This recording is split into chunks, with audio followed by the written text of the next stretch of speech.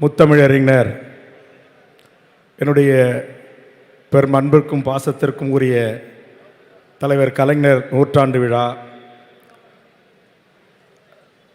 40 நமதே நாடும் நமதே என்று தமிழக முதல்வர் மாண்புமிகு அண்ணன் தளபதி அவர்கள் வைத்த மகத்தான இந்த மக்கள் கோரிக்கையை வெற்றி பெற செய்த தமிழக வாக்காளர் பெருமக்களுக்கு நன்றி தெரிவிக்கும் விழா. இந்த கருத்தை முன்வைத்து 40 தொகுதிகளிலும் கூட்டணி கட்சியினுடைய வேட்பாளர்கள் மகத்தான வெற்றி பெறுவதற்கு தன் கடின உழைப்பால் இந்திய திருநாட்டையே தன் பக்கம் திரும்பி பார்க்க வைத்த மகத்தான தலைவன் முத்தமிழ் அறிஞர் கலைஞரின் புதல்வன் என் அன்புக்குரிய அண்ணன் தளபதி அவர்களுக்கான பாராட்டு விழா.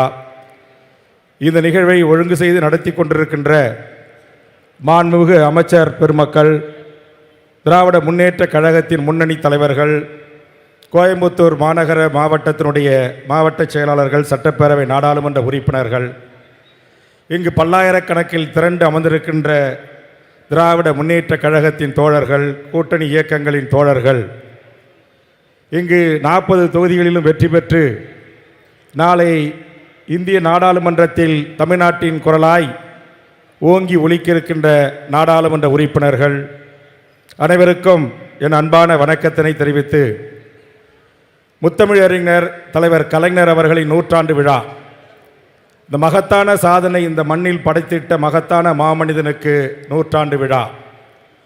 ஒரு மிக பிற்படுத்தப்பட்ட சமூகத்தில் பிறந்து இந்திய அளவில் எண்ணற்ற ஆட்சியாளர்களை தன் தேர்வின் மூலம் அரியாசனத்தில் அமர வைத்து கடகோடி தமிழ்நாட்டில் இருக்கிற கடகோடி தமிழ் மக்களுக்கும் நலத்திட்டங்களை கொண்டு சேர்த்து தான் வாழ்கின்ற நாள் முதல் தோல்வி என்பது தாம் சந்தித்த தேர்தலில் இல்லை என்பத ஒரு வரலாறாக வாழ்ந்த மகத்தான மாமனிதனுக்கு நூற்றாண்டு விழா. தலைவர் கலைஞர் என்கிற போதே இந்திய முழுக்க இருக்கிற மக்கள் திரும்பி பார்க்கிற ஒரு மகத்தான ஆளுமையாக அவர் வாழ்ந்த காலம் வரை இந்திய நாட்டின் மிகப்பெரிய அரசியல் மூத்த தலைவராக ஜனாதிபதிகளை, பிரதமர்களை, துணை ஜனாதிபதிகளை, இந்திய நாடாளுமன்றத்தின் மக்களவை, மாநிலங்களவை தலைவர்களை தேர்வு செய்த ஒரு ஆற்றல் மிக தலைவராக வாழ்ந்து மறைந்த மகத்தான தலைவன். தமிழ்நாட்டில் வாழ்கின்ற லட்சக்கணக்கான திராவிட முன்னேற்ற கழகத்தின் உடன்பிறப்புகளின் உயிர் மூச்சாய் வாழ்ந்து மறைந்த தலைவன். உடன்பிறப்பே என்ற ஒற்றை குரல் மூலமாக லட்சோப லட்சம் திராவிட முன்னேற்ற கழகத்தின் தொண்டர்களை தன் பேச்சாற்றலால் கட்டி தன்வசப்படுத்திய மகத்தான தலைவன். அந்த தலைவனுக்கு நிகர் இனி தமிழ்நாட்டில் எந்த ஒரு தலைவனும் உருவாகவிட முடியாது என்கிற வரலாற்றை இந்த மண்ணில் படைத்திட்ட மகத்தான தலைவன். ஆனால் ஒன்றை எமது அன்புக்குரிய தளபதி அண்ணன் ஸ்டாலின் அவர்கள் உடைத்தெறிந்திருக்கிறார். அதுதான் தலைவர் கலைஞர் காலத்தில் காணாத வெற்றி. இங்கே அண்ணன் வேலு வந்த உடனே என்கிட்ட கோச்சிக்கிட்டார்.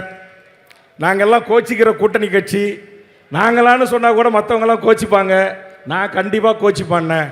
என்னெல்லாம் வச்சுக்கிட்டு 3 முறை உள்ளாட்சியும் தேர்தல், 4 முறை 9 தேர்தல்களை இத்தனை கூட்டணி கட்சி தலைவர்களையும் தன் அன்பால் கட்டி அணைத்து அரவணைத்து இந்த நாட்டில் புதிய சரித்திரத்தை கலைஞரால் படைக்க முடியாததை கலைஞனுடைய தனையன் அவர் வழிவந்த தளபதி படைத்திருக்கிறார்.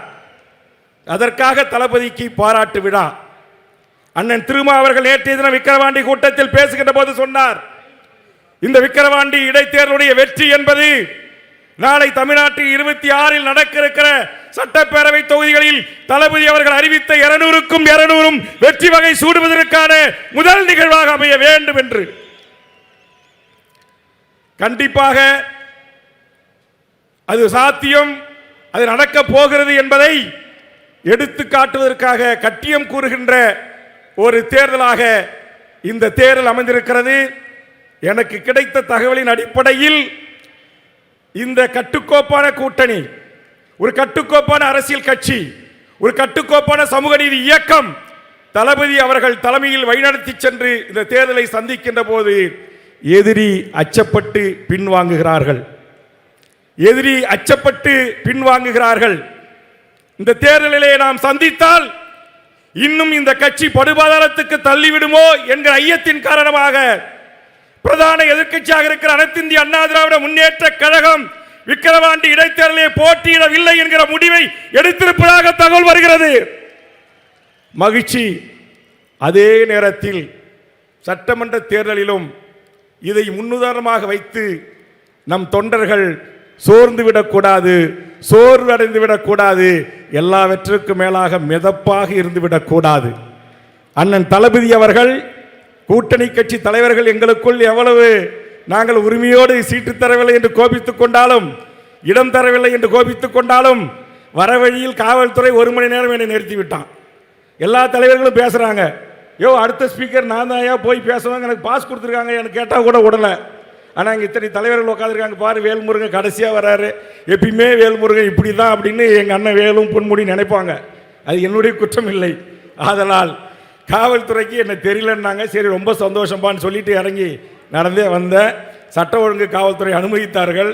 அதற்காக காலதாமதத்துக்கு பொறுத்துக் கொள்ள வேண்டும் என்று இந்த நேரத்தில் தெரிவித்துக் கொண்டு, ஒரு மகத்தான தலைவனுக்கும் பின்னால் ஒரு மாபெரும் மக்கள் இயக்கம், சமூக நீதி இயக்கம், அண்ணன் தளபதி அவர்கள் சீரிய தலைமையில் இந்த கழகத்திற்காக அல்லும் பகலும் உழைத்து, மிஸ்ஸா சிறை கொடுமைகளை அனுபவித்து, சிறைச்சாலைகளை அனுபவித்து, குண்டர் தடுப்பு சட்டங்களை அனுபவித்து, தேசிய பாதுகாப்பு சட்டங்களை அனுபவித்து, தடா பொடாகளை எதிர்கொண்டு இந்த இயக்கம் இவ்வளவு பெரிய மகத்தான இயக்கமாக இந்த மண்ணில் மலர்ந்து தொடர்ந்து வீறுநடை போடுகிறது. கலைஞருக்கும் பின்னால், தளபதிக்கும் பின்னால் இந்த இயக்கம் போடும், சமூக நீதி காக்கப்படும், சமூக நீதி நிலைநாட்டப்படும் என்கிற நம்பிக்கையில் இந்த முப்பெரும் விழாவின் நாயகன் தளபதி அவர்களுக்கு வாழ்த்துக்களை கூறி, மிகச்சிறப்பாக இந்த நிகழ்ச்சியை ஒழுங்கு செய்த அத்தனை கழக கண்மணிகளுக்கும், வருகிற கூட்டணி கட்சி தலைவர்களுக்கும், பத்திரிகை காவல்துறை நண்பர்களுக்கும் நெஞ்சார்ந்த நன்றியை கூறி நிறைவு செய்கிறேன். நன்றி, வணக்கம். பாதகம் செய்பவரை கண்டால் நாம் பயங்கொள்ளலாகாது பாப்பா, மோதி மிதித்து விடு பாப்பா, அவர் முகத்தில் உமிழ்ந்து விடு பாப்பா.